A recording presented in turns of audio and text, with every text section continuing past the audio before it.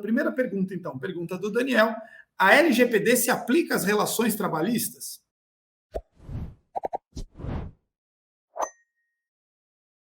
Sim, esse é um ponto muito interessante, gente.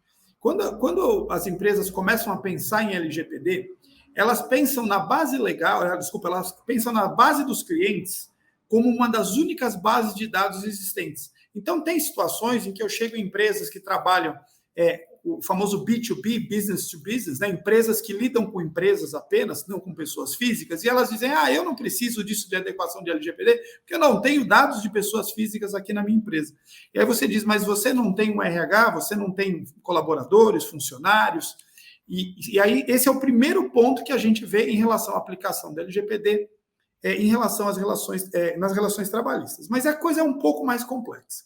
Quando a gente começa um processo de adequação, primeiro a gente vai identificar a base de dados que tem dos funcionários. Então, assim, naquela base de dados, você não vai ter só o nome dos funcionários. Muitas vezes você tem os dados dos filhos, né? Para que esse funcionário tenha os benefícios legais. Os dados dos filhos são dados menores de idade, que têm um tratamento diferenciado pela LGPD.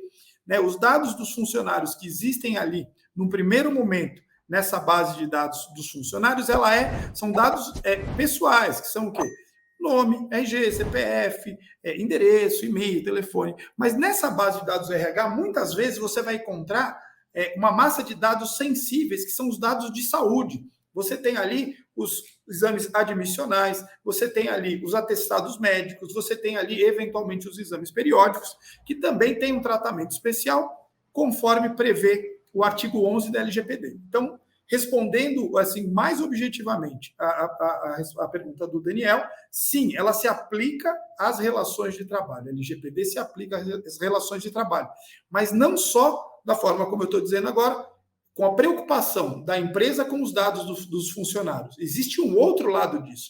Existe a necessidade da preocupação da empresa em instruir o funcionário para que ele possa tratar os dados que existem dentro daquela instituição da forma adequada e, eventualmente, em caso de violação, de não atenção aos termos da lei, que isso possa ser um dos motivos de rescisão do contrato de trabalho dele. Se a gente for começar a verificar, dentro da jurisprudência trabalhista hoje, existem inúmeros casos de demissão por justa causa de funcionários que violaram os princípios da privacidade, da proteção de dados, os princípios da Lei Geral de Proteção de Dados. Muita dessa jurisprudência está ligada às instituições bancárias, mas um dos pontos que a gente vê sempre nas decisões que mantém essa justa causa pela violação dos dados sempre tem a necessidade da existência prévia de um treinamento, né, de uma habilitação do funcionário para lidar com os dados. Você, por mais que ninguém possa dizer que não conhece a lei, essa não é uma excludente, dizer, olha, eu não conheço a lei, mas para que você possa realmente cobrar do seu funcionário, do seu colaborador, do seu prestador de serviço, que ele atenda aos termos da lei, falando em nome da sua empresa, é necessário que você dê um treinamento, que você dê uma formação, que você dê uma habilitação nesse sentido. Então, até por isso, quando a gente cria um processo de adequação da empresa, da entidade, aos termos da LGPD, uma das fases que, para mim, sinceramente, é a fase mais importante, é o treinamento dos funcionários e colaboradores. Mais do que treinamento, a gente usa essa palavra treinamento, até eu, por ter uma origem militar, gosto da palavra treinamento, mas o que se usa hoje de uma forma mais abrangente é a conscientização do trabalhador, do funcionário. Por que isso? É o exemplo que eu sempre uso, não canso de usar, de que o jurídico e o TI criam muros imensos de proteção de dados. A gente faz adequação de contrato, cria normas, o TI instala ali uma infinidade de barreiras digitais para evitar a invasão, para evitar o download de massa de dados. Se cria toda essa estrutura, mas a gente não pode esquecer que esse muro tem uma pequena porta e que essa pequena porta tem uma chave na mão de cada funcionário dentro da sua empresa. Então, não adianta toda a estrutura legal, toda a estrutura de TI, se você não ensinar os seus funcionários de forma realmente contundente, de forma realmente conscientizadora, ensinar a ele o quê? Os momentos nos quais, os motivos pelos quais ele pode ou não abrir essa porta. A gente costuma dizer que muitas vezes se pensa na proteção de dados só em relação ao ambiente digital, que se pensa na proteção de dados só com estrutura em cima dos sistemas da empresa, mas não é bem isso. A proteção de dados, se você for olhar a lei, o que ela diz? Ela diz que ela se aplica inclusive nos ambientes digitais. Então, quando você tem um treinamento, uma conscientização do funcionário, você precisa ensinar ele que aquele documento que fica em cima da mesa, virado para cima quando ele vai para casa, dele, quando vai almoçar, deixar o computador dele logado, vai tirar cópia de documentos, muitas vezes o RH vai tirar cópia de documento de funcionário, deixa lá na máquina de xerox, acontece do RH ou do financeiro imprimir folha de pagamento, imprimir ordens de pagamento e fica na impressora lá até alguém criar coragem de ir lá buscar, tudo isso é violação de dados. Durante a conscientização é importante abordar todos esses pontos. A proteção de dados, ela está no ambiente físico, ela está no ambiente digital. Ela está nos documentos, nos papéis em cima da mesa, ela está no sistema. E ela está também nos acessos.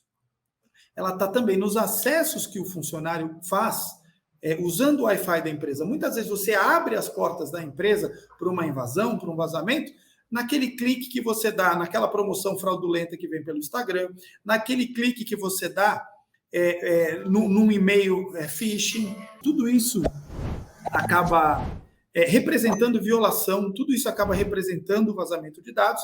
E o funcionário, se não está preparado para isso, e você decidir ali, eu vou demitir ele por justa causa porque ele violou, ele criou um prejuízo para a empresa. Se você não demonstrar no judiciário que você deu a instrução, que você, inclusive esses treinamentos, essas formações, essas habilitações, elas têm que ser periódicas. O que a gente recomenda é que a cada 6 meses, pelo menos, você tenha uma revisão desses procedimentos, até porque a LGPD é uma lei recente que vem sendo lapidada ainda a sua aplicação pela ANPD. A gente vê semanalmente, mensalmente, a emissão de novas cartilhas, a publicação de novas cartilhas pela ANPD, de notas técnicas, de notas de esclarecimento, através das quais você vai aprendendo a lapidar, a lei vem sendo lapidada, você vai aprendendo a aplicar a lei em determinados setores, com determinados focos. Como a lei vai mudando a sua forma, não a lei em si não muda, A gente não teve nenhuma... na verdade, teve uma modificação na LGPD com a mudança de alguns artigos, mas essencialmente a coisa não mudou, foram ajustes mínimos. A lei não muda, mas a aplicação dela ela vem sendo lapidada, e por isso que é importante sempre fazer os treinamentos. Quando a gente fala de tecnologia, a tecnologia ela evolui muito rapidamente, os golpes evoluem diariamente.